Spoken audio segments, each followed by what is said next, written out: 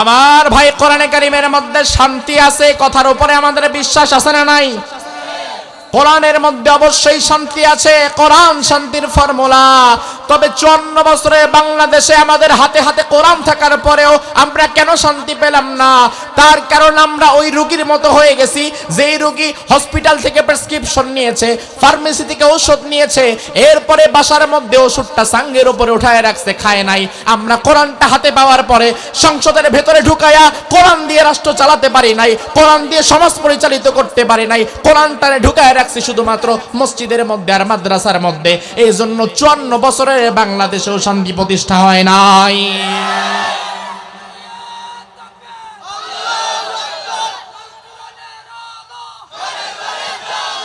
ইসলামে রাজনীতি নাই এমন কথা বলার মতো নেতা বাংলাদেশে আছে না নাই? আপনাকে ক্লিয়ারলি জবাব দিতে হবে, ও নেতা সাহেব, আমি মুসলমান, আমার রান্নাঘর থেকে নিয়ে সংসদ ভবন পর্যন্ত সব জায়গায় ইসলাম থাকা লাগবে। যে রাজনীতির মধ্যে ইসলাম থাকতে পারে না, আমি মুসলমান হিসাবে ওই রাজনীতির মধ্যে আমিও থাকতে পারি না। বাংলাদেশ কোন আইন পাস হতে হলে এখানে 92 ভাগ মতামতের দরকার হয় না। এই বাংলাদেশে কোন আইন পাস হতে গেলে সেখানে মতামতের দরকার হয় মাত্র 51 ভাগ। 100 ভাগের 51 ভাগ মত যাবে যেদিকে, ওই মতটাই বাংলাদেশে জয়যুক্ত হয় সংসদীয় ভাবে। তবে আমি দৃঢ়ভাবে বলতে পারি 92 ভাগ মুসলমানের দেশ।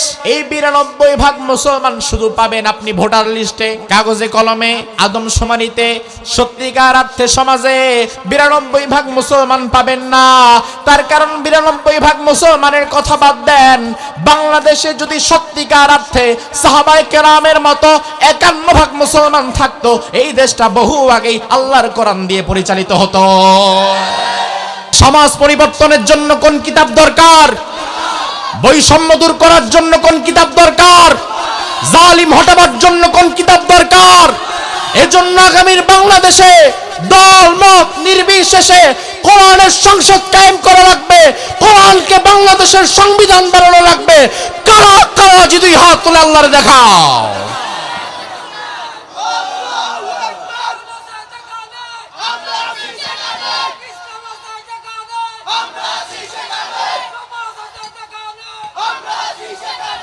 সূরাতুশ শূরা, শূরা মানে হচ্ছে পরামর্শ।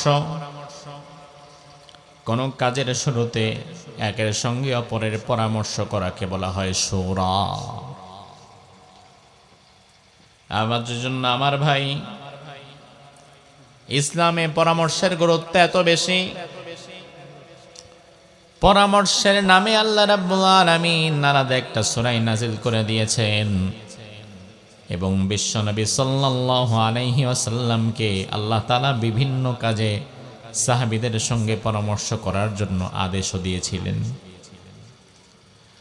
আমার ভাইরা একটু জবাব দেন বুঝে থাকলে। আল্লাহর আকাশের নিচে জমিনের উপরে রাসূলুল্লাহর চাইতে বেশি বুদ্ধি জ্ঞান সম্পন্ন মানুষ কি আর একজন আছে? আছে। সাহাবীদের জ্ঞান বেশি না রাসূলের জ্ঞান বেশি? কথা কোন? যে রাসূলের জ্ঞানের ধারে কাছে গোটা পৃথিবীর সবার জ্ঞান মিলালেও এক হবে না। আল্লাহ তাআলা ওই নবীরে বলছেন, ও নবী, আপনি যদি কোনো কাজ করেন ওই কাজের শুরুতে সাহাবীদের সাথে একবার পরামর্শ করবেন। আমার ভাই, ইসলামে পরামর্শের গুরুত্বটা কত বেশি, কত বেশি, যেখানে নবীরে আল্লাহ পর্যন্ত পরামর্শ করে কাজ করতে বলে। আল্লাহ বললেন, ওয়াশাওিরহুম ফিল আমর ফাইদা আযামতা ফাতাওয়াক্কাল আলাল্লাহ। ও নবী, পরামর্শের ভিত্তিতে আপনি কাজ করেন। যখন কোনো কাজ পরামর্শের ভিত্তিতে করবেন বলে ঐক্যমত হয়ে যাবেন, তখন আমি আল্লাহর প্রতি আপনি ভরসা করেন। আজ আমরা পরামর্শ করি না, অনেকে নিজের সব জানতা মনে করে। আমার ভাই, পরামর্শটা এত গুরুত্বপূর্ণ বিষয়।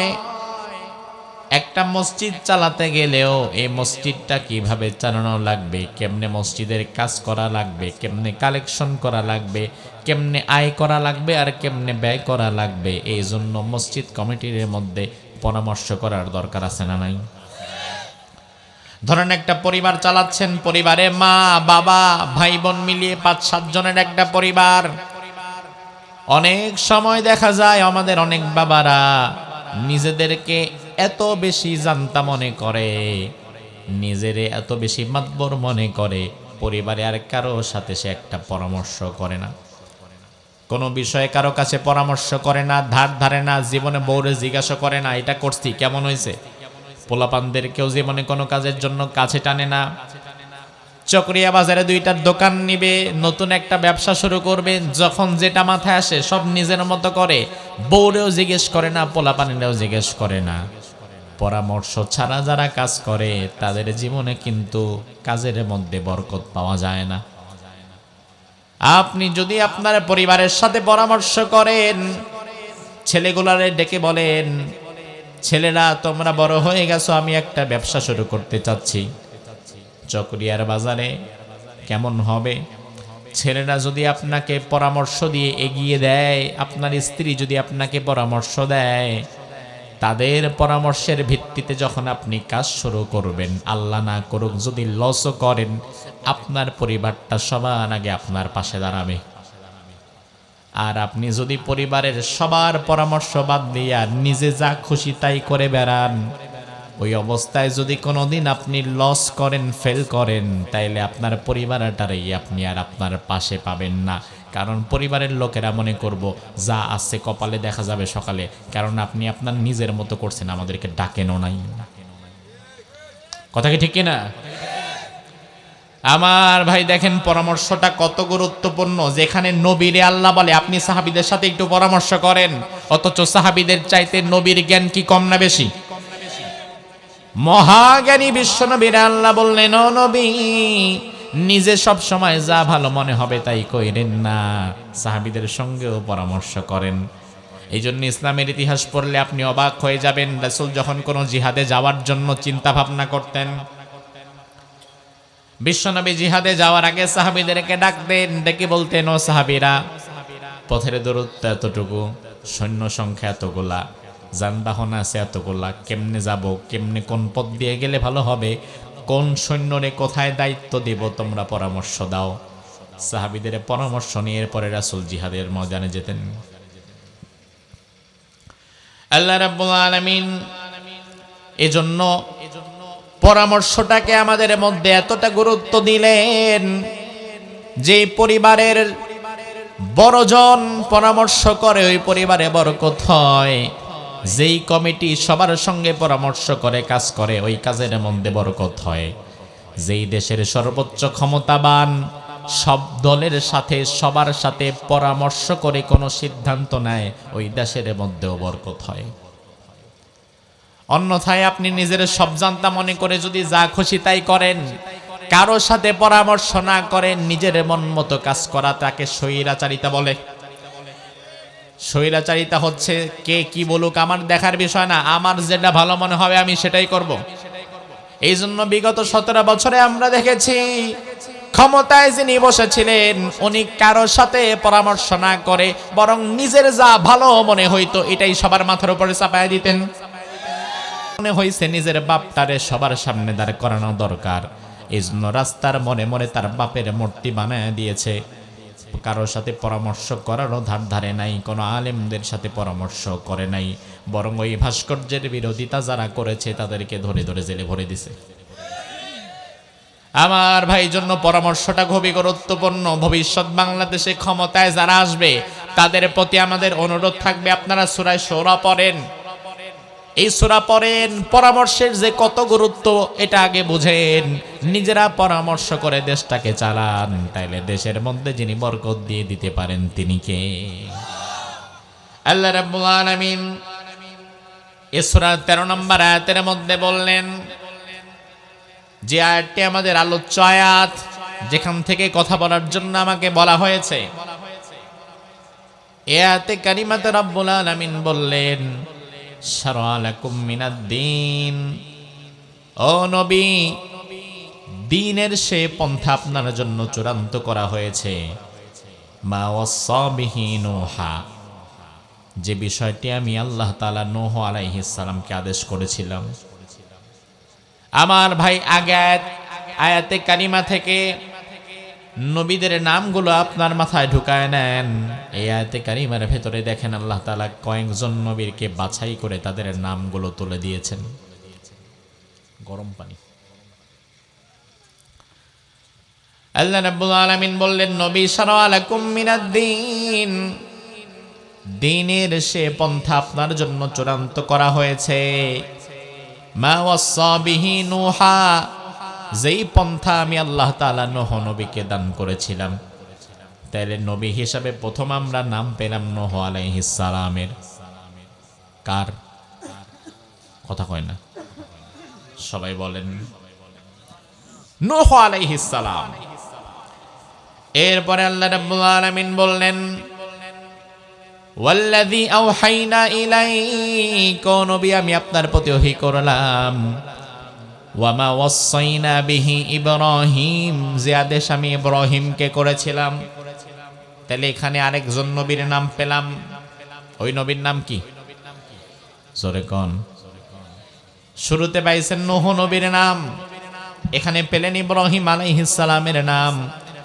এরপরে আল্লাহ ৩ নম্বরে বললেন ওয়া মূসা, ওই আদেশ আমি মূসাকেও করেছিলাম। তাহলে নবীর নাম হইল কয়জন? মনে আছে? ১ নাম্বার, মাশাআল্লাহ ১ নাম্বার, ২ নাম্বার, ৩ নাম্বার। আল্লাহ রাব্বুল আলামিন ৪ নম্বরে বললেন ওয়া ঈসা, এবং একই আদেশ আমি করেছিলাম ঈসা নবীকেও। তাইলে নবীর নাম পাইছেন মোট কয়জনের? প্রথম জন নূহ আলাইহিস সালাম, প্রথম জন, দ্বিতীয় জন, তৃতীয় জন, চতুর্থ। তাহলে নবীদের নাম হিসাব করলে এখানে আমরা ৪ জন নবীর নাম স্পষ্ট পেয়ে যাই। আল্লাহ রাব্বুল আলামিন বিশ্ব নবীরে বললেন, ও মুহাম্মদ, অতীতের এই ৪ জন নবীর ওপরে আমি আল্লাহ তাআলা যেই বিধান দিয়েছিলাম, আপনার ওপরেও কিন্তু একই বিধান দিলাম। আমার ভাই আয়াতটা শুরু করলেন আল্লাহ তাআলা নূহ নবী দিয়া, আবার শেষ করলেন ঈসা নবী দিয়া। নূহ আলাইহিস সালামের আগে জমিনে মাত্র একজন নবী এসেছিলেন। ওই নবীর নাম কি? মাশাআল্লাহ, পৃথিবীর প্রথম মানুষ, প্রথম নবী। তবে আল্লাহ রাব্বুল আলামিন এই আয়াতের মধ্যে কিন্তু আদম আলাইহিস সালামের নামটা বলেন নাই। আল্লাহ তাআলা শুরু করেছেন নূহ নবী দিয়া, আদম নবীর নাম গেল কই? আমার ভাই তার কারণ হচ্ছে আদম আলাইহিস সালামকে বলা হয় নবী জিরাই, আর নূহ আলাইহিস সালামকে বলা হয় নবী শারঈ। আদম আলাইহিস সালামের জামানায় শরিয়াতের এমন বিধিবিধান ছিল না। আদম নবীরে বলা হতো চাষাবাদের নবী। আদম আলাইহিস সালামের মূলত কাজ ছিল দুনিয়াতে বাসাবাড়ি কেমনে বানাতে হবে, চাষাবাদ কেমনে করা লাগবে, গরু ছাগল কেমনে পালা লাগবে, কাপড় চোপড় কেমনে পরা লাগবে, ঘর বাড়ি কেমনে বানানো লাগবে, এগুলা শিক্ষা দেওয়া। তার কারণ ওই সময়ে মানুষ কেমনে খাওয়া লাগে, কেমনে রুটি বানানো লাগে, কেমনে ধান বোনা লাগে, কেমনে ঘর বানানো লাগে, কেমনে কাপড় পরা লাগে, এটাই জানতো না। এখন যার পেটে ভাত নাই, যার গায়ে কাপড় নাই, তারে আপনি আর কি শরীয়তের মাসলা শিখাবেন? এই জন্য আদম নবী তিনি শরীয়তের নবী নয়, বরং তিনাকে বলা হতো নবী জিরাই, চাষাবাদের নবী। তিনি আগে এসে পৃথিবীকে আবাদ করে দিয়েছেন। আর শরীয়তের বিধিবিধানগুলো শুরু হয়েছে নূহ আলাইহিস সালামের কাছ থেকে। এই জন্য আল্লাহ রাব্বুল আলামিন একটা শুরুই করেছেন নূহ আলাইহিস সালামকে দিয়া। আল্লাহ বললেন, ও নবী মুহাম্মদ, নূহ আলাইহিস সালামকে আমি যেই আদেশ করেছি, ইব্রাহিমকে যেই আদেশ করেছি, মূসাকে যেই আদেশ করেছি, ঈসাকে যেই আদেশ করেছি, ওই একই আদেশ আপনাকে এবং আপনার উম্মতদেরকেও করছি। ওই আদেশটা কি? আল্লাহ বললেন, আন আকিমুদ্দিন ওয়ালা তাতাফাররাকু ফি। ওই আদেশটা হচ্ছে আল্লাহর জমিনে আল্লাহর বিধানগুলো কায়েম করা লাগবে, আল্লাহর জমিনে আল্লাহর বিধানগুলো বাস্তবায়ন করা লাগবে। আল্লাহর জমিনে যে আল্লাহর দ্বীন কায়েম করা লাগবে, এ বিষয়ে কোনো মত পার্থক্য করা যাবে না। আমার ভাই, তাহলে এখান থেকে একটা কথা স্পষ্ট করে আমরা বুঝতে পারলাম, দুনিয়াতে নূহ আলাইহিস সালাম থেকে নিয়ে ঈসা আলাইহিস সালাম পর্যন্ত মুহাম্মদুর রাসূলুল্লাহ বিশ্বনবী সহকারে সব নবীর মূল কাজই ছিল আল্লাহর জমিনে আল্লাহর দ্বীনকে কায়েম করে দেওয়া, আন আকিমুদ্দিন, দ্বীন কায়েম করা। আমার ভাই জবাব দেন, যেই জমিনে আমরা বসে আছি এই জমিন কার? আরো জোরে। না কোনো দলের, কারো বাবার। জমিন কার? এখন জমিন যদি আল্লাহর হয়, আল্লাহর জমিনে বিধানও চলবে কার? জমিনের মালিককে? নাকি আপনি আমি? জমিনের মালিক কি আব্রাহাম লিঙ্কন? জমিনের মালিক কি অমুক তমুক নেতা? মালিক যিনি, বিধান তো তারই চলে, এটাই তো স্বাভাবিক। চট্টগ্রাম শহরে একটা ৫ তলা বাড়ি, আপনি কোনো কাজে চাকরি হয়েছে আপনার চট্টগ্রামে, প্রতিদিন চকরিয়া টু চট্টগ্রাম আসা যাওয়া করা কঠিন। চট্টগ্রাম শহরে যদি আপনার চাকরি হয়ে যায়, তাইলে চট্টগ্রামে বাসা ভাড়া নিয়েই তো আপনারে থাকা লাগবে। এখন চট্টগ্রামে আপনি বাসা ভাড়া নিতে গেছেন, ৫ তলা একজন বাড়িওয়ালা, বাড়ির মালিক তিনি, বাড়ির ৩ তলায় একটা বা ২টা রুম খালি আছে, আপনি ভাড়া নিবেন। ওই বাড়িওয়ালা তিনি বাড়ির মালিক, তিনার নিয়ম আছে, রাত ১২টার পরে ঘরে ঢোকা যাবে না, রাত ১২টার পরে মেন গেট বন্ধ, সারাদিনে ২ বারের বেশি মোটর ছাড়া যাবে না, দুপুরে ২-৩ ঘন্টা লাইনের মধ্যে গ্যাস থাকবে না। এই নিয়ম কানুনগুলো ওই বাড়িওয়ালা করে দিয়েছে। আপনি যদি বাড়ি ভাড়া নিতে চান, ওই বাড়িতে থাকতে চান, তাইলে বাড়িওয়ালার নিয়ম কানুনগুলো জেনে, ওই নিয়ম কানুনগুলো মেনে তারপরে বাড়িতে থাকার দরকার আছে না নাই? এবার আপনি যদি বলেন না, এই নিয়ম কানুনগুলো আমি মানি না, তাইলে বাড়িওয়ালা বলবো, তোমার মতো ভাড়াটিয়ার কাছে আমি ভাড়াও দেই না, আমার বাড়িতে যদি থাকা লাগে তাইলে আমার নিয়ম কানুনও মানা লাগবে। এবার আমার ভাই আপনি জবাব দেন, নিয়ম কানুন তৈরি করে কে? বাড়ির মালিক নাকি ভাড়াটিয়া? কথা কয় না। এখন জমিনের মালিক কে? আমরা। আল্লাহ মালিক আর আমরা ভাড়াটিয়া। আল্লাহ রাখছেন বিধায় আমরা আছি। আবার আল্লাহ যেদিন চাইবেন না, ওই দিন জমিনটাকে আল্লাহ শেষ করে দেবেন। এক সময় তো জমিন ছিল না, এখন আছে। আবার এক সময় ইযা যুলজিলাতিল আরদু জিলজালাহা ওয়া আখরাজাতিল আরদু আসকালাহা ওয়া ক্বালাল ইনসানু মা লাহা, জমিনটাকে আল্লাহ রাব্বুল আলামিন চুরমাচুর করে দিবেন। ভূমিকম্পের মাধ্যমে পুরো জমিন আল্লাহ কাকার মেসাকার করে দিবেন। জমিনের উপরে যত পাহাড় দেখেন, চট্টগ্রামে পাহাড় আছে না নাই? আমার আল্লাহ বলেন, ওয়ায়াসআলুনাকা আনিল জিবালি ফাকুল ইয়ানসিফুহা রাব্বি নাসফা ফায়াযারুহা কা'আন সফসফা লা তারা ফিহা ইওয়াজাও ওয়ালা আমতা। মক্কার লোকেরা এসে বলতো, মুহাম্মদ, দুনিয়া নাকি আল্লাহ একদিন ধ্বংস করে দিবে, যেই দিন আল্লাহ দুনিয়া ধ্বংস করবে ওই দিন কি পাহাড়গুলো ধ্বংস হবে নাকি? কারণ পাহাড় তো অনেক শক্তিশালী।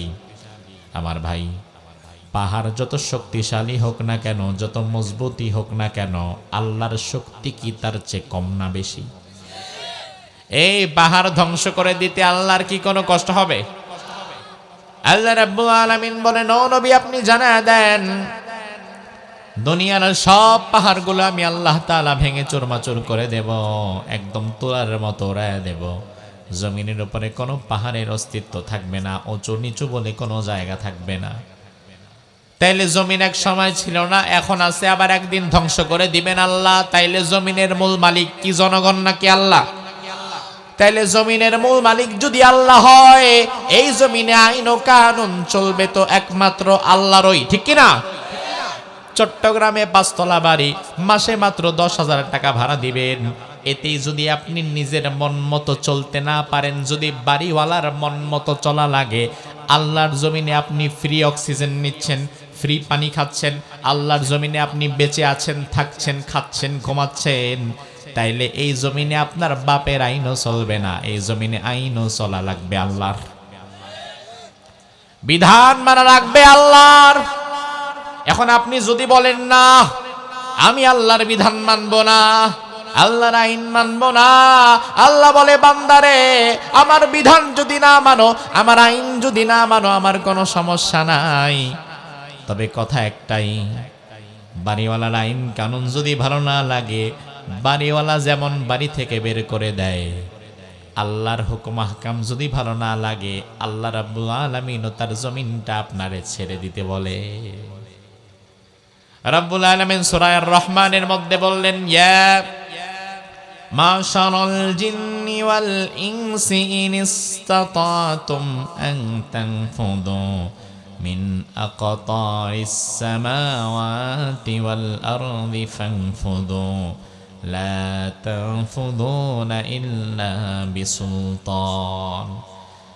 রব্বুল আলামিন বললেন, ও জিন এবং মানুষেরা, ও জিন এবং ইনসান শুনে নাও, আমার আইন যদি ভালো না লাগে, আমার বিধান যদি ভালো না লাগে, কোনো সমস্যা নাই, আকাশ ও জমিনের সীমানা ছেড়ে বের হয়ে যাও, কারণ আকাশ ও জমিনের মালিক আমি আল্লাহ। আমার বিধান যদি মানতে না পারো, আকাশ এবং জমিনের মধ্যে থাকার কোনো অধিকার নাই।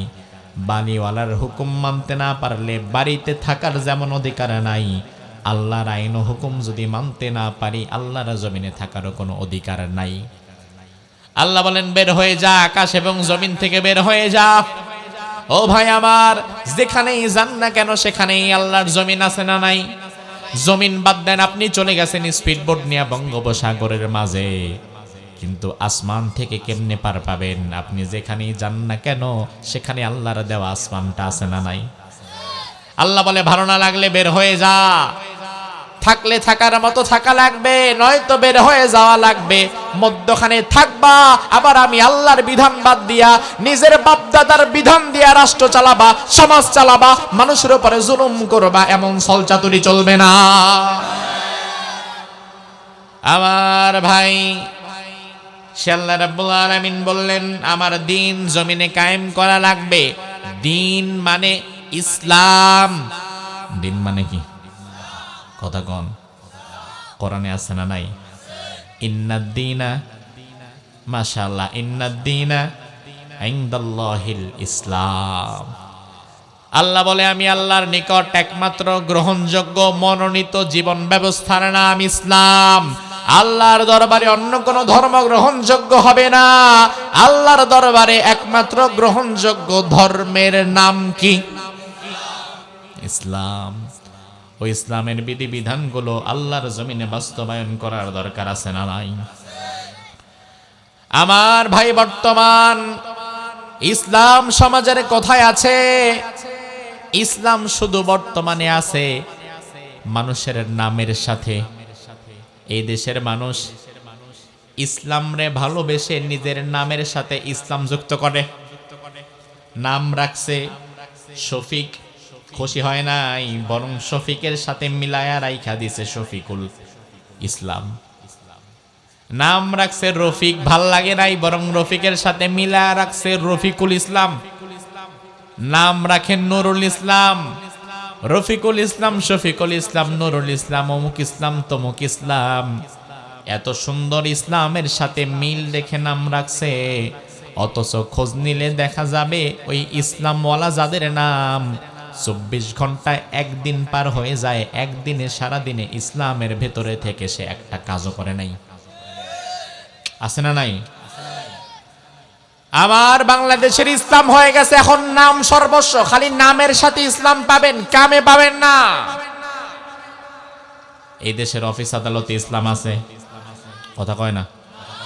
এই দেশের ব্যবসা বাণিজ্যে ইসলাম আছে, চাকরিতে ইসলাম আছে, পরিবারে আছে, রাষ্ট্রে আছে, সংসদে আছে। তাহলে আছেটা কই?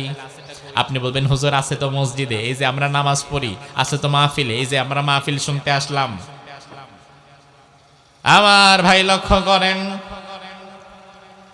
আল্লাহর হাবিব বললেন, ইয়াতি আলান নাসি জামান লা ইয়াবকা মিনাল ইসলামি ইল্লা ইসমুহু। এমন এক জামানা কিয়ামতের আগে তোমাদের সমাজে আসবে, ওই জামানায় ইসলাম থাকবে শুধু নামে, তবে কামে না। ওই জামানা কি 100 বছর পরে আসবে না বর্তমান চলছে? স্যার ক্লাসে ঢুকেছে, ছাত্রকে বলল, এই পাখির ছবি আঁকায় দিতে হবে একটা ব্ল্যাকবোর্ডে। পাখির ছবি যে আঁকতে পারবে আমার পক্ষ থেকে তারে আজকে 500 টাকা পুরস্কার। একজন ছাত্র হাত তুলে বলল, স্যার পাখির ছবি আমি ভালো আঁকতে পারি, আমি পূর্বে অনেকবার আঁকছিও। স্যার বলে, আচ্ছা সমস্যা নাই, আসো। হাতের মধ্যে চক দিলেন, নাও পাখির ছবিটা আঁকো। এবার ছাত্র আঁকা শুরু করতে গেছে, টান একটা দিছে। স্যার কয়, থামো, কি আঁকো? কয়, স্যার পাখির ঠোঁটটা আঁকি। স্যার কয়, বাদ দাও, ঠোঁট বাদ দাও, বাকি পাখিটা আঁকো। ছাত্র বলে, স্যার সমস্যা নাই, আমি ঠোঁট বাদ দিয়ে আইকা দেখাবো। আবার ছাত্র আঁকতে গেছে, স্যার বলে, এই দাঁড়াও, কি আঁকো? কয়, স্যার পাখির মাথাটা আঁকি, ঠোঁট তো আঁকতে দিলেন না। স্যার কয়, দরকার নাই, মাথা বাদ দিয়া বাকি পাখি আঁকো। ছাত্র আবার আঁকতে গেছে, স্যার বলে, এই দাঁড়াও, কি আঁকো? কয়, স্যার পাখির পা দুইটা আঁকি। আরে বাদ দাও না, পা বাদ দিয়া বাকি পাখিটা আঁকো। ছাত্র কয়, আচ্ছা ঠিক আছে স্যার, আঁকতেছি। আবার আঁকা শুরু করেছে। স্যার কয়, দাঁড়াও, কি আঁকা শুরু করলা? কয়, স্যার পাখির ডানা দুইটা আঁকি। কয়, ডানা বাদ দাও, বাকি পাখিটা আঁকো। ছাত্র চিন্তায় পড়ে গেছে, কেমনে আঁকি? আবার আঁকা শুরু করেছে। স্যার বলে, দাঁড়াও, আঁকবা কি? কয়, স্যার পাখির পেটটা আঁকি। কয়, দরকার নাই, পেটটাও বাদ দাও, বাকিটা আঁকো। ছাত্র এবার চকটারে ফালাই দিয়া কয়, স্যার বাকি আছে মাত্র পাখির লেজ। এই লেজটা আকার নাম তো স্যার পাখি না। স্যার আপনি যদি আমার পাখি আঁকতে বলেন, পাখির ঠোঁট থেকে নিয়ে লেজের গোড়া পর্যন্ত সবটা আমার একা লাগবে। সবটার নামই হচ্ছে পাখি, শুধু লেজের নাম কোনোদিন পাখি হতে পারে না। ইসলামকে যদি মানা লাগে, তাহলে ইসলাম আপনার অর্থনীতিতে থাকবে, সমাজনীতিতে থাকবে, রাজনীতিতে থাকবে, ব্যবসার মধ্যে থাকবে, পরিবারের মধ্যে থাকবে। সব জায়গা থেকে ইসলাম রে বাদ দিয়া শুধুমাত্র মসজিদের মধ্যে ঢুকে ঢুকে জিকির করার নাম কোনোদিন ইসলাম না। শুধুমাত্র লেজের নাম যদি পাখি না হয়, শুধু নামাজের নাম ইসলাম হয় কেমনে? ইসলাম যদি মানা লাগে, তাইলে আপনার রান্নাঘর থেকে নিয়ে সংসদ ভবন পর্যন্ত আপনার 24 ঘন্টা আপনি আছেন যেখানে, ইসলামও থাকবে সেখানে। এখন কেউ যদি বলে ইসলামে রাজনীতি নাই, আমি বোঝাবার জন্য বলছি, কেউ যদি বলে ইসলামে রাজনীতি নাই, তাইলে ও মুসলমান, ইসলাম যেই রাজনীতির মধ্যে ইসলাম থাকে না, ওই রাজনীতির মধ্যে মুসলমানও থাকে না। যেই ব্যবসার মধ্যে ইসলাম থাকতে পারে না, বোঝা লাগবে ওই ব্যবসার মধ্যে মুসলমানও থাকতে পারে না। যেই চাকরির মধ্যে ইসলাম থাকতে পারে না। আজকে একজন ফোন দিয়েছে আমাকে সিঙ্গাপুর থেকে। আমি গত 3 মাস আগে সিঙ্গাপুর থেকে প্রোগ্রাম করে আসছি। ফোন দিয়েছে মাসালা জানতে, যে হুজুর একটা রেস্টুরেন্টে কাজ হয়েছে আমার ওয়েটার হিসাবে, আপনাদের সৎকানিয়ার সন্তান, সিঙ্গাপুর প্রবাসী, রেস্টুরেন্টে কাজ হয়েছে, স্যালারিটাও ভালো। আমারে বলল, হুজুর তবে বিষয় হচ্ছে এই রেস্টুরেন্টে ড্রিঙ্কস সার্ভ করা লাগে, মদ সার্ভ করা লাগে, মাঝে মাঝে মদটা আমার হাত দিয়ে আগায় দেওয়া লাগে, ঢেলে দেওয়া লাগে। এখন আমি কি চাকরিটা করতে পারবো কিনা, ইসলাম কি বলে? আমি তাকে বললাম, ভাই মদের সাথে জড়িত 10 ব্যক্তিকে আল্লাহ লানত করেছেন। কয় ব্যক্তিকে? আল্লাহর হাবিব বললেন, লানাল্লাহুল খামার ওয়া লানা আকিলাহা ওয়া শারিবাহা ওয়া মুশারিবাহা ওয়া বাইয়াহা ওয়া মুবাইয়াহা। মদ যে বানায়, মদ যে খায়, মদ যে ঢেলে খাওয়ায়, মদ যে বহন করে, আবার মদ যে বানায়, মদের পয়সা যে খায়, এমন 10 ব্যক্তিকে আল্লাহ লানত করেছেন। এর মধ্যে কিন্তু ওই ব্যক্তিও আছে যেই ব্যক্তি আরেকজনকে মদ ঢাইলা খাওয়ায়। এখন আপনি নিজে খান না, যদি আরেকজনের খাইতে সহযোগিতা করেন, আপনার চাকরিটা তো হারাম হয়ে যাবে, কারণ এই চাকরির মধ্যে ইসলাম মেনটেন করা যাবে না। আলহামদুলিল্লাহ, সাতকানিয়ার ওই ভাই সাথে সাথে আমারে বলেছে, হুজুর যেই চাকরির মধ্যে ইসলাম থাকবে না আমি প্রয়োজনে না খেয়ে থাকবো, তবে অমন চাকরির মধ্যে আমিও থাকবো না। আমার ভাই, আপনাকে এই ধারণা ক্লিয়ার করা লাগবে। আমাদের বাংলাদেশের অনেক নেতারা বলে রাজনীতিতে ইসলাম থাকবে না, ইসলামে কোনো রাজনীতি নাই, ইসলামে রাজনীতি নাই, এমন কথা বলার মতো নেতা বাংলাদেশে আছে না নাই? আপনাকে ক্লিয়ারলি জবাব দিতে হবে, ও নেতা সাহেব আমি মুসলমান, ইসলাম থাকবে সেখানে, আমি যেখানে যাব ইসলামও সেখানে যাবে। আমার রান্নাঘর থেকে নিয়ে সংসদ ভবন পর্যন্ত সব জায়গায় ইসলাম থাকা লাগবে। যে রাজনীতির মধ্যে ইসলাম থাকতে পারে না, আমি মুসলমান হিসাবে ওই রাজনীতির মধ্যে আমিও থাকতে পারি না। ইসলাম যেখানে নাই সেখানে আমিও নাই। তার কারণ দুনিয়াতে বেঁচে থাকলে যেমন ইসলামের দরকার, মৃত্যুর পরেও ইসলামের দরকার আছে না নাই? কবর যখন প্রশ্ন করবে ওয়ামা দীনুকা, তোমার ধর্ম কি, তোমার দল কি, তখন জবাব হবে আমার ধর্মের নাম হচ্ছে, আমার দলের নাম হচ্ছে। এখন আমি দুনিয়াতেও ইসলামের সাথে সম্পৃক্ত ছিলাম, কবরের জিন্দেগিতেও আমি ইসলামের সাথে সম্পৃক্ত হয়ে যাব। আমার ভাই, আল্লাহর হাবিব বললেন এমন এক জামানা আসবে ইসলাম থাকবে শুধু নামে তবে কামে না। ওই জামানা 1000 বছর পরে আসবে না, বরং ওই জামানাটাই বর্তমান চলছে। এই জামানায় নামের সাথে ইসলাম পাবেন, তবে কামের সাথে পাবেন না। কাগজে কলমে 92% মুসলমানও পাবেন, তবে সমাজের সত্যিকার অর্থে আপনি 51% পাবেন না। বাংলাদেশ কোন আইন পাস হতে হলে এখানে 92% মতামতের দরকার হয় না। এই বাংলাদেশে কোন আইন পাস হতে গেলে সেখানে মতামতের দরকার হয় মাত্র 51%। 100 ভাগের 51% মত যাবে যেদিকে, ওই মতটাই বাংলাদেশে জয়যুক্ত হয় সংসদীয়ভাবে। এই দেশে কাগজে কলমে আপনি পাবেন 92% মুসলমান। বাংলাদেশ 92% মুসলমানের দেশ, বাংলাদেশ মসজিদ মাদ্রাসার দেশ, বাংলাদেশ আলেম ওলামার দেশ, ওয়াজ মাহফিলের দেশ। আমার ভাই, তবে আমি দৃঢ়ভাবে বলতে পারি 92% মুসলমানের দেশ। এই 92% মুসলমান শুধু পাবেন আপনি ভোটার লিস্টে, কাগজে কলমে, আদমশুমারিতে। সত্যিকার অর্থে সমাজে 92% মুসলমান পাবেন না। তার কারণ 92% মুসলমানের কথা বাদ দেন, বাংলাদেশে যদি সত্যিকার অর্থে সাহাবায়ে কেরামের মতো 51% মুসলমান থাকতো, এই দেশটা বহু আগেই আল্লাহর কোরআন দিয়ে পরিচালিত হতো। কিন্তু স্বাধীনতার 54 বছর পরেও বাংলাদেশটা এখনো কোরআন দিয়ে পরিচালিত হতে পারছে না। তার কারণ কি? তার কারণ 92% মুসলমানের ভিতরে ঘাপটি মেরে থাকা অধিকাংশ মুনাফিক, যারা আপনার আমার সাথেই মিশে নামাজও পড়ে, রোজাও রাখে, তারাবির নামাজেও যায়, আবার মাহফিলেও আসে, কিন্তু সমাজটা কোরআন দিয়ে চলুক, সংসদ কোরআন দিয়ে চলুক, আল্লাহর দিন আল্লাহর জমিনে কায়েম হয়ে যাক, এটা তারা চায় না। বাংলাদেশে কত নেতা আছে, কত বড় বড় নেতা নেত্রী আছে বাংলাদেশে। মাহফিলের মধ্যে সে 10,000, 20,000, 50,000 টাকা দিতে পারে এমন নেতা আছে না নাই? দেয় তো, দেয়।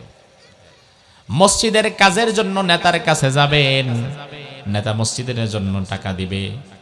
আপনি যদি বলেন নেতা সাহেব মসজিদে 10টা কোরআন শরীফ দরকার, আমরা রমজান একটু তেলাওয়াত করব, তাইলে 10টার জায়গায় মসজিদে 20টা কোরআন শরীফ কিনা দিবে এমন নেতাও আছে না নাই? আপনি যদি বলেন নেতা সাহেব মাদ্রাসায় 50টা কোরআন শরীফ লাগবে, এতিম বাচ্চারা কোরআন শরীফ পড়বে, 50টার জায়গায় 100 কোরআন শরীফ কিনা দিতে পারে এমন নেতাও আছে না নাই? মাহফিলে এসে কোরআনের পক্ষে কথা বলবে, মসজিদে কোরআনের পক্ষে কাজ করবে, মাদ্রাসায় কোরআন 50-এর জায়গায় 100 কিনে দিবে, মসজিদে কোরআন 20টার জায়গায় 50টা কিনে দিবে। এবার আপনি যদি বলেন নেতা সাহেব আপনি তো জাতীয় সংসদের সদস্য, আপনি তো সংসদের ভেতরে কথা বলার ক্ষমতা রাখেন, আপনি সংসদের মধ্যে দাঁড়ায়া বলবেন কোরআনটাকে আইন বানানো দরকার, কোরআনটাকে সংবিধান বানানো দরকার। মুসলমান হিসাবে আপনি কোরআনের পক্ষে কথা বলবেন। আপনার নেতা মাহফিলে কোরআনের পক্ষে থাকবে, মসজিদে কোরআনের পক্ষে থাকবে, মাদ্রাসায় কোরআনের পক্ষে থাকবে, তবে সংসদের ভেতরে আর কোরআনের পক্ষে থাকবে না। কারণ আপনার নেতা খুব চালাক, আপনার নেতা ভালো করেই জানে মাহফিলে কোরআনের পক্ষে কথা বললে লস নাই, মসজিদে আমি 20টার জায়গায় 50টা কোরআন কিনে দিলে লস নাই, মাদ্রাসায় 50টার জায়গায় 100 কোরআন কিনে দিলে লস নাই। কিন্তু সংসদের ভেতরে গিয়ে যদি কোরআনকে সংবিধান বানাতে বলি, তাইলে পরের দিন থেকে আমার চান্দাবাজি আর ধান্দাবাজির ব্যবসা তো চলবে না। এই জন্য আপনার নেতা খুব চালাক। ইসলাম মানে ততক্ষণ অসুবিধা নাই যতক্ষণ, অসুবিধা আছে যেখানে ইসলাম মানে না সেখানে। আমাদের সমাজে এমন নেতার সংখ্যা কি কম না বেশি? আমার ভাই, এজন্য রাসূল বললেন এমন এক জামানা আসবে ইসলাম শুধু নামে থাকবে, কামে না। রাসূল বললেন ওয়ালা ইয়াবকা মিনাল কুরআনি ইল্লা রাসমুহু, এমন এক জামানা আসবে ওই জামানায় কোরআন থাকবে শুধু তিলাওয়াতের মধ্যে সীমাবদ্ধ, সমাজে বাস্তবায়িত না। এই যে 30 পারা কোরআন, এই কোরআনকে বলা হয় শান্তির ফর্মুলা। ভালো করে বোঝেন, এই 30 পারা কোরআনকে বলা হয় শান্তির ফর্মুলা। জোরে কোন, কিসের ফর্মুলা? আপনি কি বিশ্বাস করেন কোরআনের মধ্যে শান্তি আছে? আপনি কি বিশ্বাস করেন কোরআনের মধ্যে শান্তি আছে? কোরআন দল মত নির্বিশেষে বাংলাদেশে শান্তি প্রতিষ্ঠা করতে পারবে, কথা কি আপনি বিশ্বাস করেন? তাইলে স্বাধীনতার 55 বছর 54 বছরেও আমাদের সবার বাড়িতে বাড়িতে কোরআন আছে, আমাদের মসজিদে কোরআন আছে, আমাদের মাদ্রাসায় কোরআন আছে, আমাদের হাতে স্মার্টফোনের ভেতরে কোরআন আছে, সবার হাতে হাতে কোরআন থাকার পরেও আমাদের সমাজে কি শান্তি আছে? শান্তির ফর্মুলা হাতের মধ্যে পেয়েছি, তবে শান্তি কেন পেলাম না? তার কারণ আমার ভাই, ফর্মুলাটা আবদ্ধ থাকবে যতক্ষণ, শান্তি আসবে না ততক্ষণ। ফর্মুলা সমাজের মধ্যে কাজ করবে যখন, শান্তিও চলে আসবে তখন। প্রচন্ড জ্বর, জ্বরে আপনি দাঁড়াতে পারছেন না, চকরিয়া বাজারে গেলেন, ডাক্তারের কাছে গেলেন, ডাক্তার আপনাকে ঔষধ লিখে দিল প্রেসক্রিপশনের মধ্যে। সকালে খাবার পরে নাপা এক্সট্রা একটা, দুপুরে খাওয়ার পরে নাপা এক্সট্রা একটা, রাতে খাওয়ার পরে নাপা এক্সট্রা একটা, 3 বেলা ওষুধ লিখে দিয়েছে। এবার ঘরে আইসা আপনি যদি নাপা এক্সট্রা ওষুধ কিনেন, সারাদিন যদি তেলাওয়াত করেন, সকালে নাপা এক্সট্রা একটা, দুপুরে একটা, রাত্রে একটা, 3 বেলা আপনি নিয়মিত তেলাওয়াত করেন, আবার ওষুধ যেটা কিনছেন ওইটা আয়না তাকের মধ্যে রেখেও দিছেন, গলার মধ্যে ঝুলায়া রাখছেন, তবে খান নাই। আপনি যদি 3 বেলা নাপা এক্সট্রা তেলাওয়াত করেন, আর ঔষধ যদি চাঙ্গের উপরে উঠায় রাখেন, আপনার জ্বর জীবনে ভালো হবে। জ্বর কি আরো কমবে না বাড়বে? জ্বর কইব তুই আমার লগে ফাইজলামি করস, ওষুধ আনছস খাস না, ফাইজলামি করস আমার লগে। আমার ভাই, কোরআনে কারীমের মধ্যে শান্তি আছে, কথার উপরে আমাদের বিশ্বাস আছে না নাই? কোরআনের মধ্যে অবশ্যই শান্তি আছে, কোরআন শান্তির ফর্মুলা। তবে 54 বছরে বাংলাদেশে আমাদের হাতে হাতে কোরআন থাকার পরেও আমরা কেন শান্তি পেলাম না? তার কারণ আমরা ওই রোগীর মতো হয়ে গেছি, যেই রোগী হসপিটাল থেকে প্রেসক্রিপশন নিয়েছে, ফার্মেসি থেকে ওষুধ নিয়েছে, এরপরে বাসার মধ্যে ওষুধটা সাঙ্গের উপরে উঠায় রাখছে, খায় নাই। আমরা কোরআনটা হাতে পাওয়ার পরে সংসদের ভেতরে ঢুকায়া কোরআন দিয়ে রাষ্ট্র চালাতে পারি নাই, কোরআন দিয়ে সমাজ পরিচালিত করতে পারি নাই, কোরআনটারে ঢুকায় রাখছি শুধুমাত্র মসজিদের মধ্যে আর মাদ্রাসার মধ্যে। এই জন্য 54 বছরে বাংলাদেশেও শান্তি প্রতিষ্ঠা হয় নাই।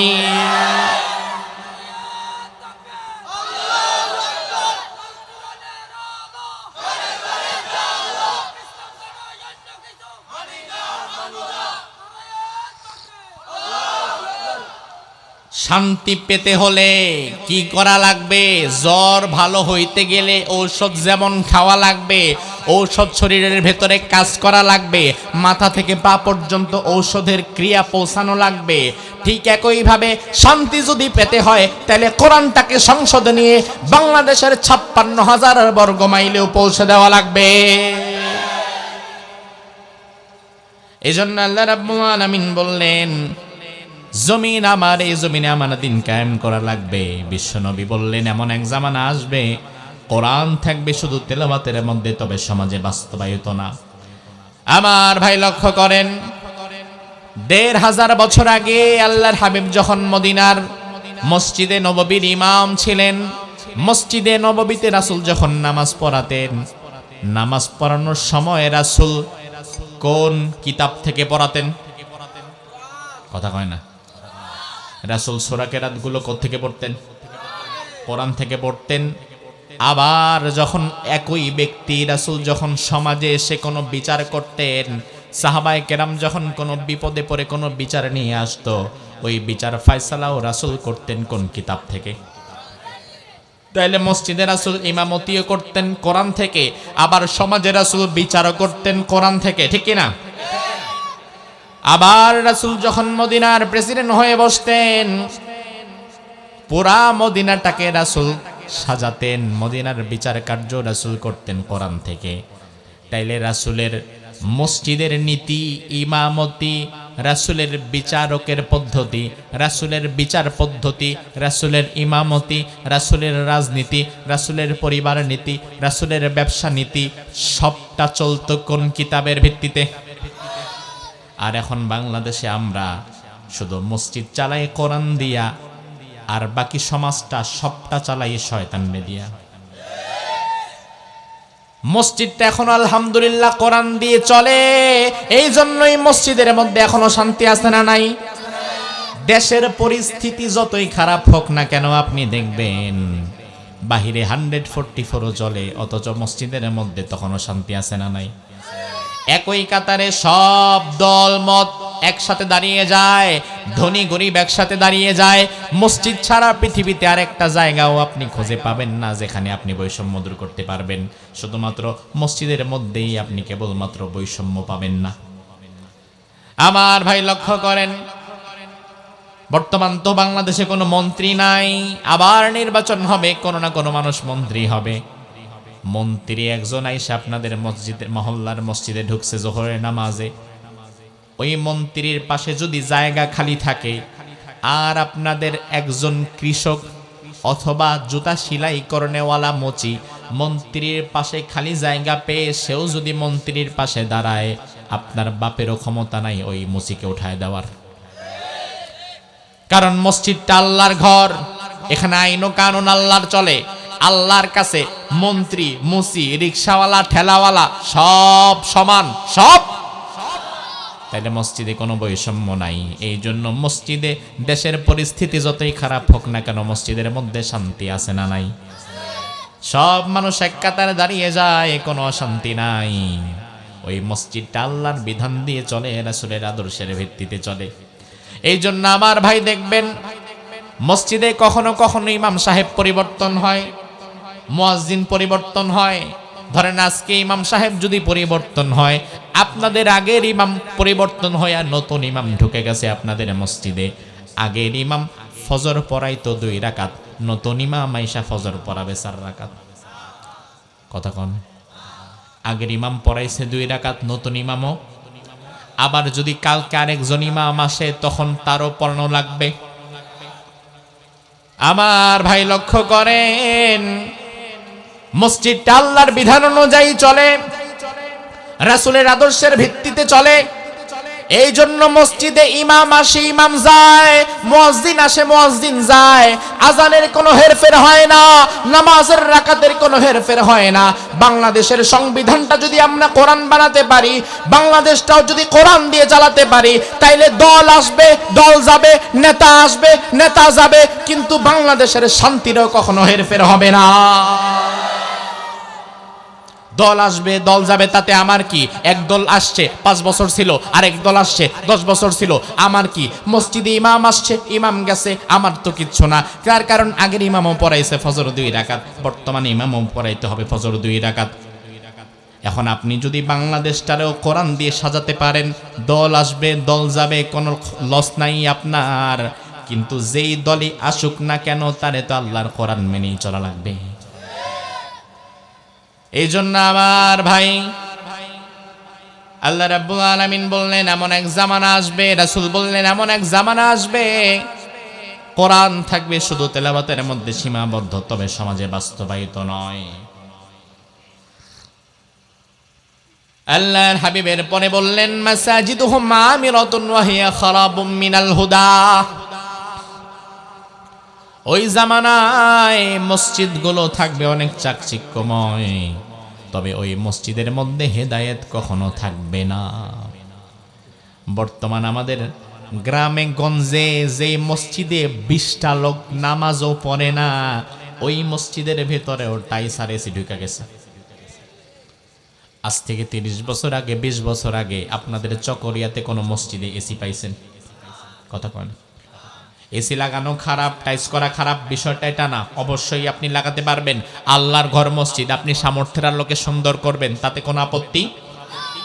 কিন্তু আমার ভাই, আল্লাহর হাবিব বললেন এমন এক জামানা আসবে, মানুষ শুধু মসজিদ সুন্দরের প্রতিযোগিতা করবে, মসজিদগুলো সুন্দর করবে, মার্বেল পাথর দিয়ে বাধাই করে ফেলবে, তবে ওই মসজিদের মধ্যে হেদায়েত থাকবে না। তার কারণ হচ্ছে যে মসজিদে কোরআন হাদিস থেকে হক কথা বলাই যায় না, ওই মসজিদে এসি লাগাইলেও কি হবে, মানুষ তো হেদায়েত পাবে না। বাংলাদেশে এমনও মসজিদ আছে যে মসজিদের সভাপতি সুদখোর, সেক্রেটারি ঘুষখোর, ক্যাশিয়ার হয় গাঞ্জাখোর। আছে না নাই? এই জন্য ইমাম সাহেব যখন কথা বলা শুরু করে, সুদের বিরুদ্ধে বলা যায় না, ঘুষের বিরুদ্ধে বলা যায় না, জিনার বিরুদ্ধে বলা যায় না, মাদকের বিরুদ্ধে বলা যায় না, সবার মন রক্ষা করে তারপরে ইমামতি করা লাগে। এখন সবার মন রক্ষা করতে গিয়া যে সত্য কথা গোপন করেছে, আর সত্য যেখানে গোপন হয় ওই জায়গাতে হেদায়েত। আল্লাহর হাবিব বললেন এমন এক জামানা আসবে, মসজিদ হবে চাকচিক্যময়, তবে হেদায়েত থাকবে না। বিশ্বনবীর জামানায় মসজিদগুলো ছিল কাঁচা মাটির তৈরি, উপরে খেজুর পাতার চাহনি, বৃষ্টি যদি হইতো আধা ঘন্টার নিচে টুপটুপ করে পানি পড়তো 1 ঘন্টা। সাহাবায়ে কেরাম যখন সিজদায় পড়ে যেতেন, সিজদা দেওয়ার পরে তাদের কপালের মধ্যে মাটি লেগে যেত, মাটি। আমার ভাই লক্ষ্য করেন, সাহাবায়ে কেরামের জামানায় মসজিদ ছিল কাঁচা আর মুসল্লি ছিল পাকা। মুসল্লি ছিল আবু বকর, ওমর, ওসমান, আলী। আর আমাদের জামানায় মসজিদ হইছে পাকা আর মুসল্লি হয়ে গেছে কাঁচা। এখন আমাদের মসজিদ থেকে তৈরি হয় আব্দুল্লাহ বিন উবাইয়ের মতো মুনাফিক। কোন মসজিদে যদি হক কথা বলার কারণে ইমামের চাকরি চলে যায়, খতিবের চাকরি চলে যায়, তাইলে বুঝে নিবেন ওই মসজিদের কমিটির মধ্যে মুনাফিকের চাষ শুরু হয়েছে।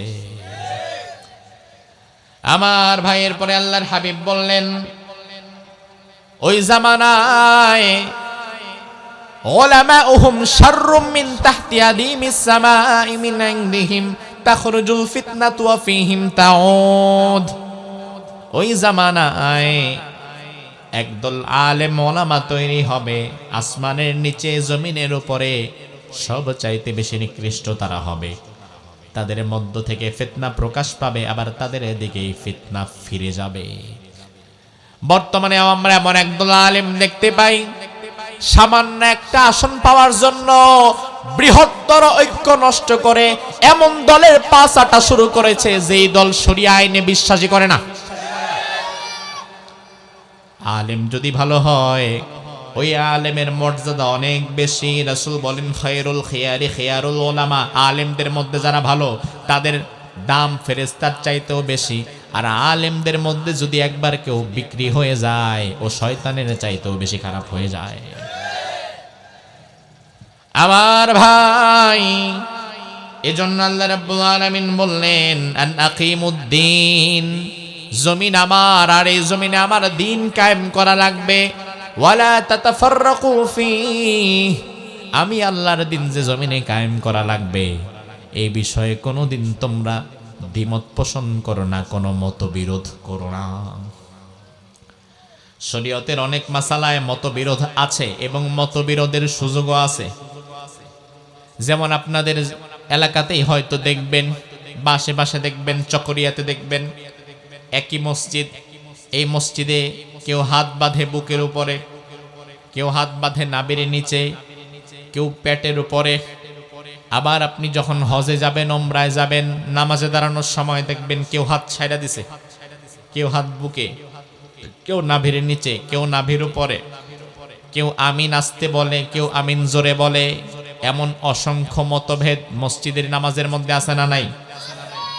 এবার আপনি একজন মুহাক্কিক আলেমের কাছে গেলেন, যাওয়ার পরে বললেন, হুজুর আমি তো ভালো করে বুঝি না, জানি না, একজনে দেখি বুকের উপরে হাত বাঁধে, আরেকজনে দেখি নাভির নিচে, আরেকজনে দেখি নাভির উপরে, এখন কোনটা সঠিক?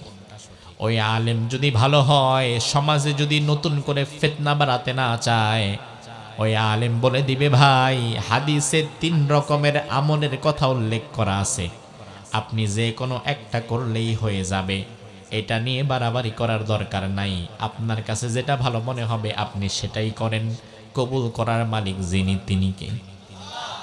তার মানে আমার ভাই দেখেন, হাত কোথায় বাঁধবেন, বুকের ওপরে, নাভির নিচে না নাভির ওপরে, এই মাসালা নিয়ে শরীয়তের ইমামদের মধ্যে মতবিরোধ আছে না নাই? এতে কি কোনো ইমাম কাফের হয়ে গেছে? না, মতবিরোধের জায়গাও আছে। তবে আল্লাহ বললেন, গোলাম রে, জমিনে যে আমার দিন কায়েম করা লাগবে এই বিষয়ে কোনো মতবিরোধ করো না। তাইলে আল্লাহর জমিনে আল্লাহর দিন কায়েম করা লাগবে এই বিষয়ে মতভেদ করার মতো কোনো সুযোগও নাই। অথচ আমরা এই বিষয়ে সবচেয়ে বেশি মতবিরোধ করি। এজন্য আল্লাহ রাব্বুল আলামিন বললেন, ও মুসলমান, ইসলামে যদি প্রবেশ করা লাগে একটু একটু না, পুরাপুরি প্রবেশ করো।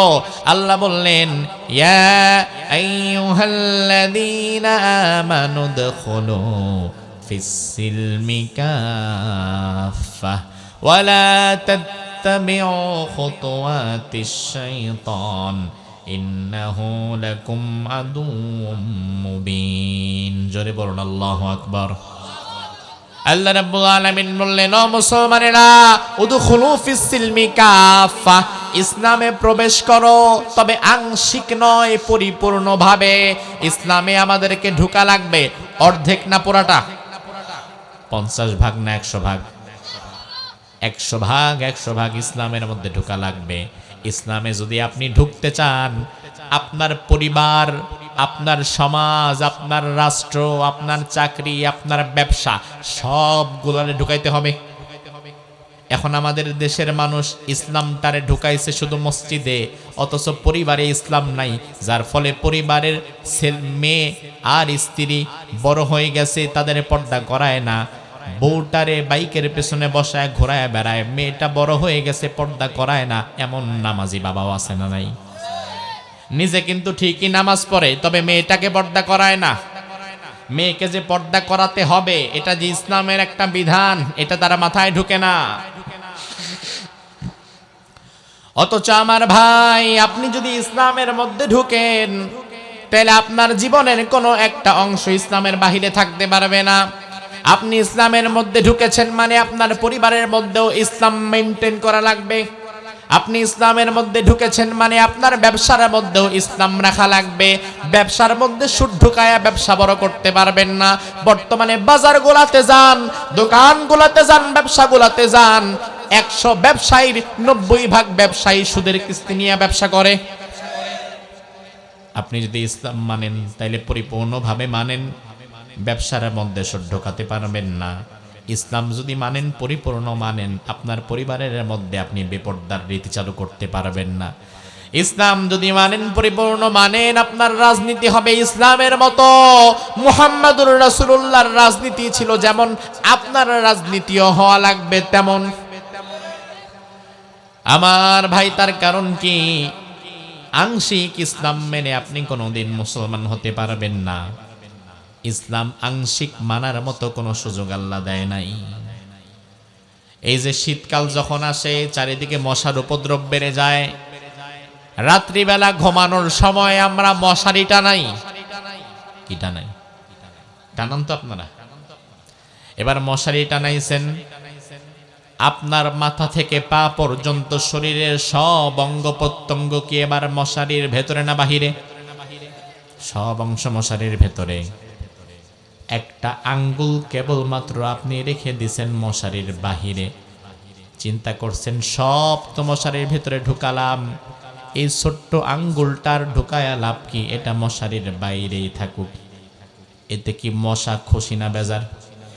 কথা কন।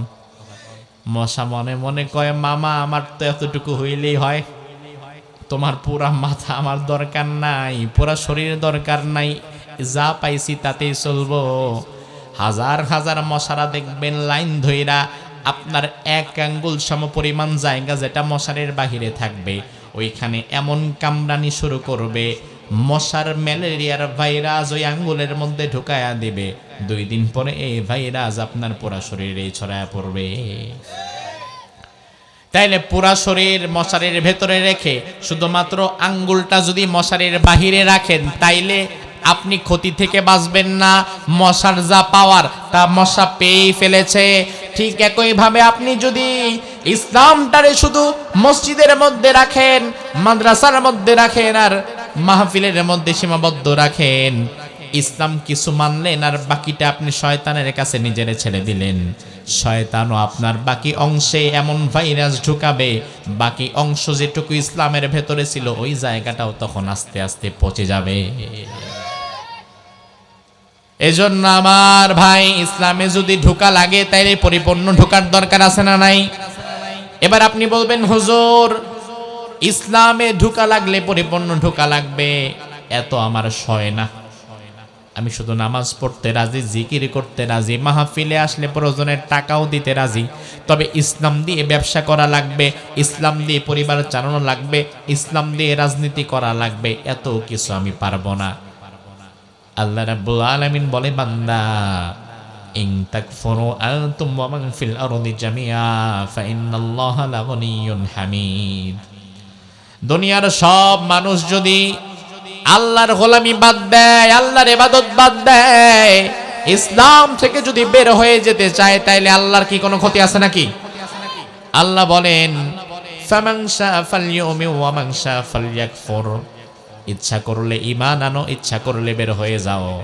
আমি আল্লাহ ঠেকা পড়ে নাই, তোমাদেরকে জোর কইরা ইসলামের পথে রাখা লাগবে।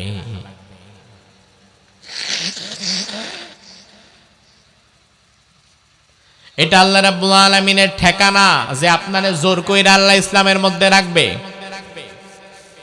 বাংলাদেশের সর্বোচ্চ বাহিনী যেটা, ওই বাহিনীর নাম সেনাবাহিনী। কি বাহিনী?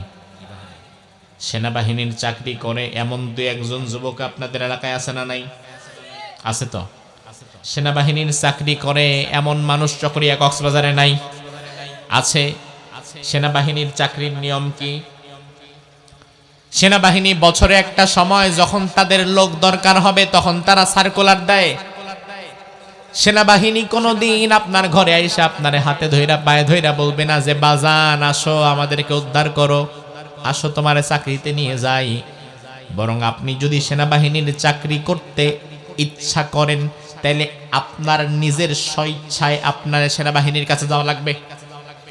সেনাবাহিনী আপনার হাতে পায়ে ধইরা নিবে না, আপনি নিজের স্বেচ্ছায় সেনাবাহিনীর কাছে গেলেন। এখন যাওয়ার পরে খেলা শেষ না, খেলা মাত্র শুরু। যাওয়ার পরে এমন ট্রেনিং আপনারা দিয়া করাবে, ওই ট্রেনিং এর কষ্টে পয়রা কত সেনাবাহিনীর পোলাপান ট্রেনিং এর প্রথম ধাক্কায় মায়ের গুতা খায়া পালায় চলে আসে। আছে না নাই?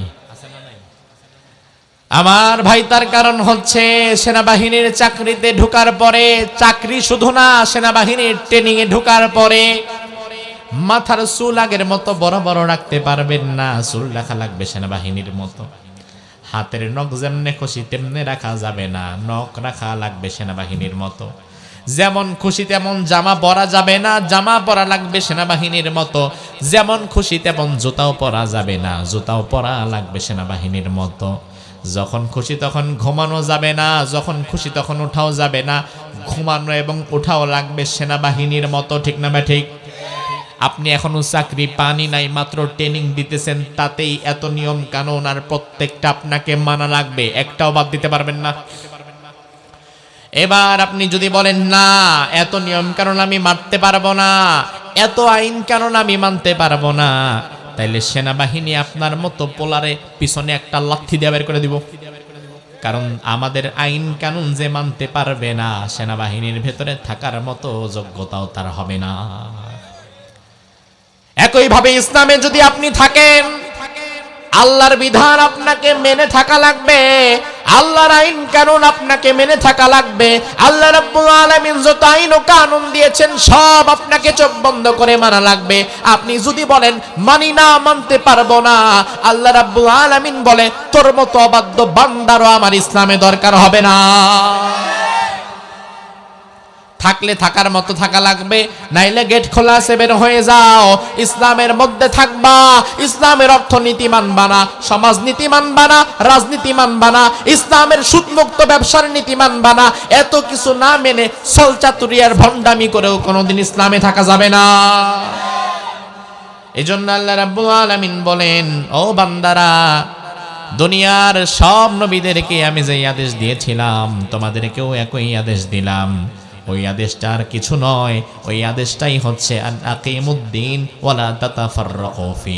আল্লাহর জমিনে আল্লাহর দিন কায়েম করা লাগবে এবং এর মধ্যে কোনো প্রকার ছলচাতুরি চলবে না, এর মধ্যে কোনো প্রকার দ্বিধা দ্বন্দ্ব মতবিরোধ চলবে না। আমার ভাই, আলোচনার এই পর্যায়টা বুঝে আসলে জবাব দেন তো, জমিন কার? জমিন কার? আমরা কার? তাহলে আল্লাহর জমিনে আল্লাহর দিন কায়েম করার জন্য আমাদের কাজ করার দরকার আছে না নাই? নবীরা এই কাজ করে গিয়েছেন, এই জন্য নবীরা যুগে যুগে বাধাপ্রাপ্ত হয়েছেন।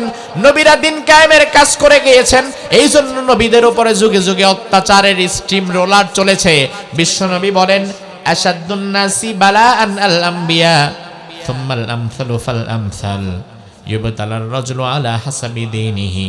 এই জমিনে আল্লাহর দিন কায়েমের জন্য সবচেয়ে বেশি কষ্ট করেছে জমিনে নবীরা।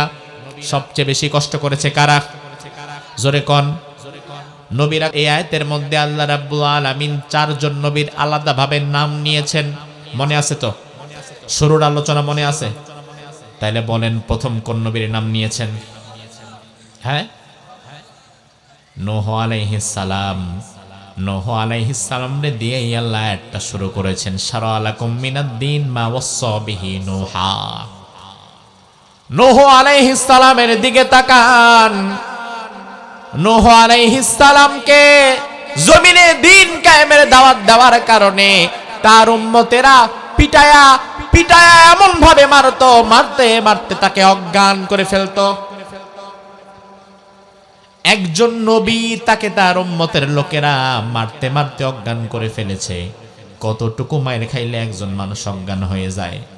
অজ্ঞান করে মরুভূমির মধ্যে নিয়ে ফেলে দিয়ে আসতো, পাহাড়ের মধ্যে নিয়ে ফেলে দিয়ে আসতো, জঙ্গলের মধ্যে নিয়ে ফেলে দিয়ে আসতো, মনে করতো মরে গেছে। ওইখান থেকে উঠে সুস্থ হয়ে আবার নতুন ভাবে দিনের দাওয়াতটা নূহ আলাইহিস সালাম দিতেন। আমার ভাই, দুই নম্বরে আল্লাহ ইব্রাহিম নবীর কথা বললেন। ইব্রাহিম নবীর দিকে তাকান। ইব্রাহিম নবীরে বলা হয় আল্লাহর খলিল, আল্লাহর বন্ধু। ইব্রাহিম আলাইহিস সালাম আল্লাহর জমিনে আল্লাহর বিধান ছাড়া আর কারো বিধান চলবে না, কারো বিধান মানি না, এই কথা বলার পরে ইব্রাহিম নবীর উপরে অত্যাচার জুলুম আছে না নাই? ইব্রাহিম আলাইহিস সালামকে আগুনের মধ্যে ফেলে দেওয়ার জন্য সব প্রস্তুতি নিয়ে ফেলেছে।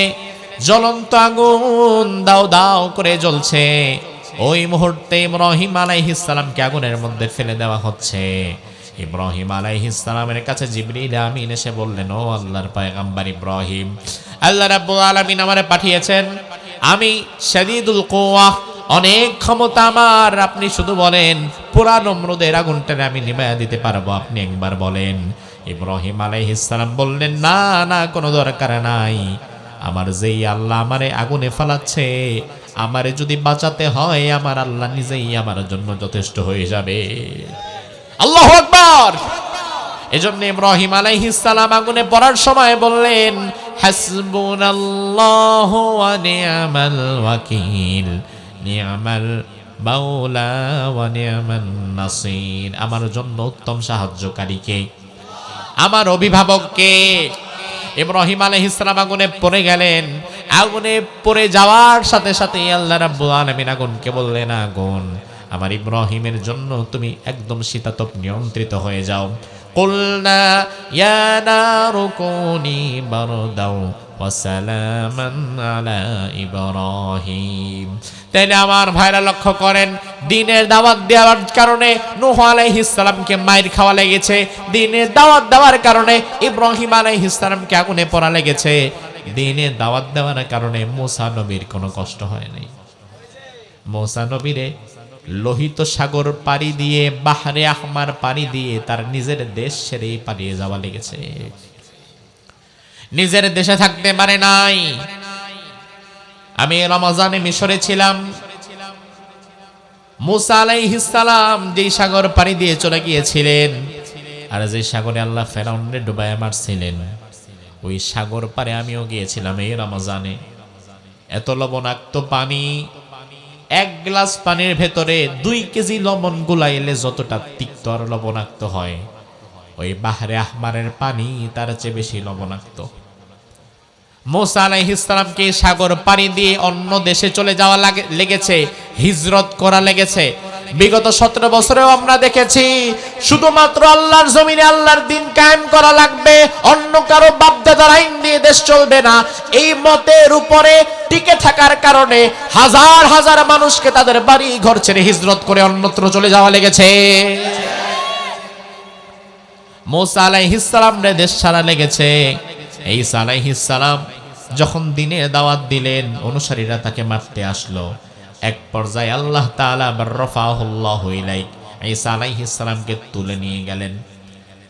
তাইলে দ্বীনের দাওয়াত দেওয়ার কারণে নূহ আলাইহিস সালামকে মাইর খাওয়া লেগেছে, দ্বীনের দাওয়াত দেওয়ার কারণে ইব্রাহিম আলাইহিস সালামকে আগুনে পোড়া লেগেছে, দ্বীনের দাওয়াত দেওয়ার কারণে মুসা আলাইহিস সালামকে দেশ ছাড়া লেগেছে, দ্বীনের দাওয়াত দেওয়ার কারণে ইয়াহইয়া আলাইহিস সালামকে জবাই হতে হয়েছে, জাকারিয়া আলাইহিস সালামকে জবাই হতে হয়েছে, হাজার হাজার নবীদেরকে জীবন দিতে হয়েছে, সাহাবায়ে কেরামকে জীবন দিতে হয়েছে, আমির হামজারে কলিজা দিতে হয়েছে, ইমাম হুসাইনকে কল্লা দিতে হয়েছে, রাসূলুল্লাহকে দাঁত দিতে হয়েছে। ওই দ্বীনের দাওয়াত দেওয়ার কারণে, আল্লাহর জমিনে আল্লাহর দ্বীন প্রতিষ্ঠার কারণে যদি আমাদেরকে ফাঁসির মঞ্চে তুলে দেওয়া হয়, ফাঁসির মঞ্চে গিয়েও আমরা জল্লাদের কানের কাছেও দ্বীন দাওয়াতের কথা আমরা বলেই যাব।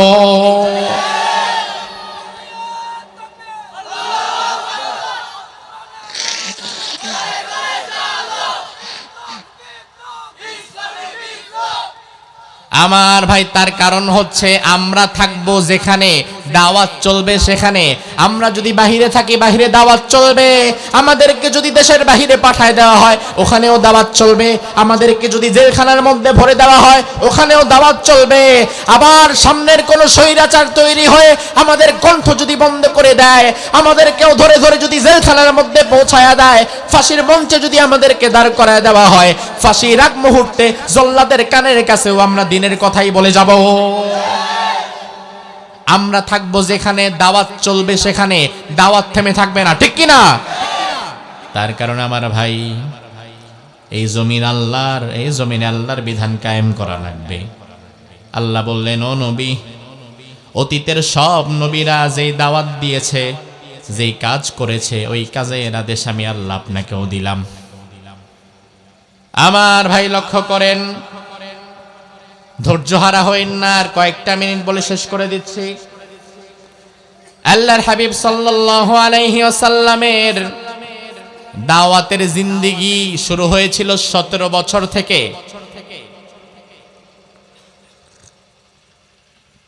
17 বছরের আগে রাসূল কোনোদিন দাওয়াত দেন নাই, কারণ সমাজের হাব ভাব ভালো মন্দ বুঝতে বুঝতেও সময় লেগে যায়। আল্লাহর হাবিব 17 বছর বয়সে উপনীত হলেন যখন, ওই পর্যায়ে রাসূল একটা সংগঠন খুললেন। ওই সংগঠনের নাম ছিল হেলফুল ফুজুল। কি সংগঠন? হেলফুল ফুজুল। এই সংগঠন খোলার মধ্য দিয়ে তিনি তার দাওয়াতের অগ্রযাত্রাকে চালিয়ে রাখলেন। তাইলে আমার ভাই লক্ষ্য করেন, 17 বছর রাসূলের বয়স, তিনি হেলফুল ফুজুল গঠন করে সমাজের মানুষকে তিনি দাওয়াত দিচ্ছিলেন। ভালো কাজ করো, খারাপ কাজ করো না, অন্যায় করো না, মানুষের উপরে জুলুম করো না, মদ খাইও না, জিনা করো না, ব্যভিচার করো না, সুদ খাইও না। এইভাবে করে রাসূল দাওয়াত দেওয়া শুরু করলেন 17 বছর বয়স থেকে। দিতে দিতে দিতে রাসূলের বয়স গিয়ে দাঁড়ালো 40। 17 থেকে নিয়ে 40 বছর, কয় বছর হয়? হ্যাঁ, 23 বছর। তাইলে রাসূল কিন্তু 23 বছর দাওয়াত দিয়ে ফেলেছেন। নবুয়ত প্রাপ্ত হওয়ার আগেই, কোরআন আসার আগেই 23 বছর কিন্তু রাসূল সমাজের মানুষকে দাওয়াত দিলেন, ভালো পথে ডাকলেন। অবশেষে যখন রাসূল দেখলেন 23 বছর দাওয়াত দিয়ে সমাজ পরিবর্তন করতে পারলাম না, সমাজের মানুষদেরকে হেদায়েতের পথে আনতে পারলাম না, ভালো বানাতে পারলাম না, অবশেষে 40 বছর বয়সে রাসূল হেরা গুহায় চলে গেলেন। হেরা গুহায় গিয়ে আল্লাহর হাবিব এবার ধ্যান করা শুরু করলেন। জাতির মুক্তি কিভাবে হবে সেটা ভাবতে শুরু করলেন। আল্লাহ রাব্বুল আলামিন তখন একটা কোরআন দিয়ে দিলেন, রব্বুল আলামিন একটা কিতাব দিয়ে দিলেন। ওই কিতাবের নাম হচ্ছে কোরআন। ওই কিতাবের নাম কি? জোরে কোন। এবার আল্লাহ রাসূলকে বললেন, ও নবী, ইয়া আইয়ুহার রাসূল, ও আমার রাসূল, বাল্লিগ মা উনজিলা ইলাইকা মির রাব্বিক। এতদিন সমাজের মানুষকে আপনি ডেকেছেন, দাওয়াত দিয়েছেন, ভালো বানাতে পারেন নাই।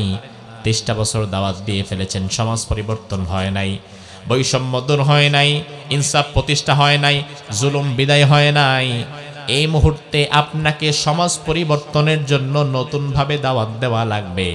তবে আগের 23 বছর আপনি দাওয়াত দিয়েছেন নিজের মন মতো, আর এখন থেকে আপনি দাওয়াত দিবেন মন মতো না, কোরআন মতো। কি মতো? জোরে কোন। আল্লাহর হাবিব 40 বছর বয়সে হেরা গুহা থেকে কোরআন নিয়ে নামলেন। মৃত্যু পর্যন্ত রাসূল কোরআন মতোই দাওয়াত দিয়েছিলেন, আর মন মতো দেন নাই। 40 থেকে নিয়ে 63 বছর, 63 বছরে রাসূল বিদায় হয়ে গেলেন। 40 থেকে 63 কত বছর হয়? কয় বছর? এখানেও হিসাব করে দেখেন, 23 বছর। তাইলে আমার ভাই মজার বিষয় লক্ষ্য করেন, কোরআনটাকে যদি আপনি মাঝখানে রাখেন, রাসূলের দাওয়াতি জিন্দেগির মাঝখানে, এই যে ধরেন মাঝখানে কোরআন, কোরআন আসার আগে রাসূল সমাজ পরিবর্তনের জন্য কাজ করেছেন 23 বছর। এই 23 বছর একদিকে, মাঝখানে কোরআন, আর কোরআন আসার পরেও রাসূল সমাজ পরিবর্তনের জন্য কাজ করতে পেরেছেন 23 বছর। তাইলে কোরআন আসার আগেও 23, কোরআন আসার পরেও 23।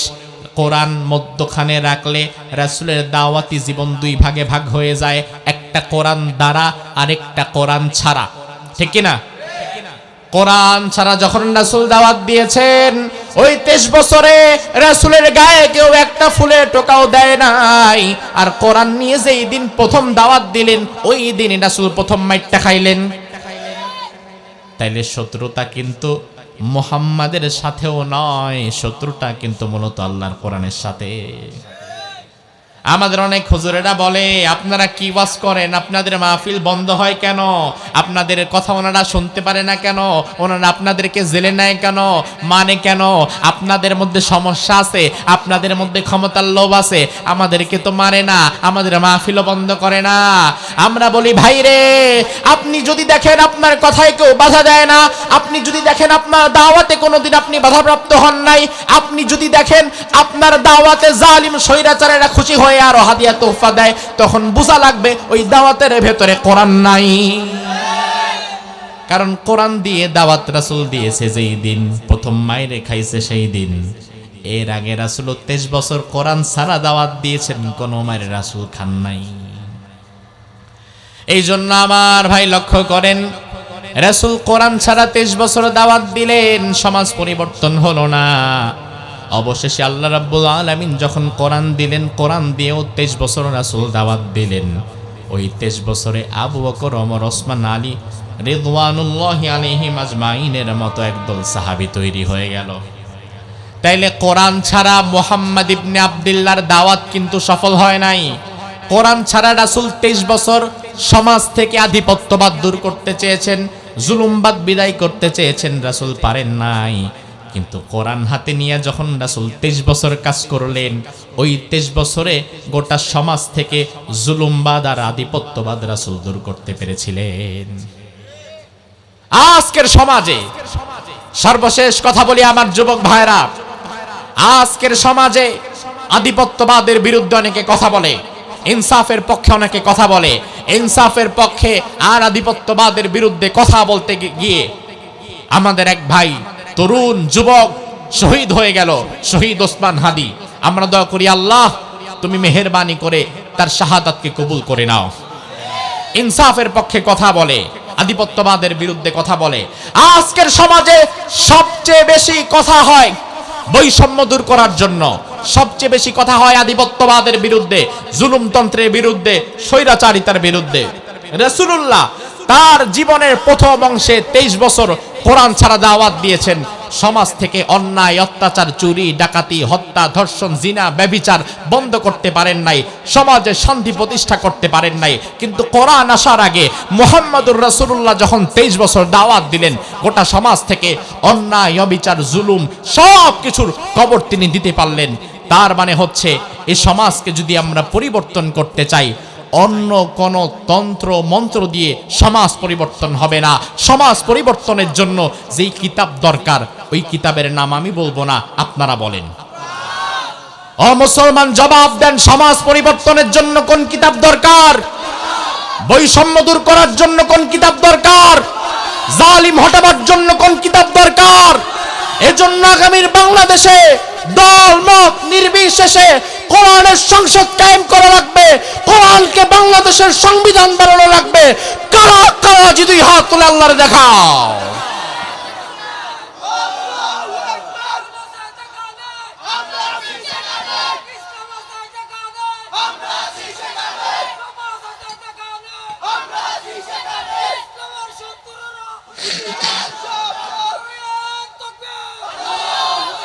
আল্লাহ সুবহানাহু ওয়া তাআলা যে আয়াতে কারিমার আলোকে আমরা আলোচনা করলাম, এই আয়াতে কারিমার উপরে আমাদের আমল করার তৌফিক দান করুক। আমরা বলি আমিন। হাযা মা ইনদি ওয়াল ইলমু ইনদাল্লাহ আলাইহি তাওয়াক্কালতু ওয়া ইলাইহি উনীব।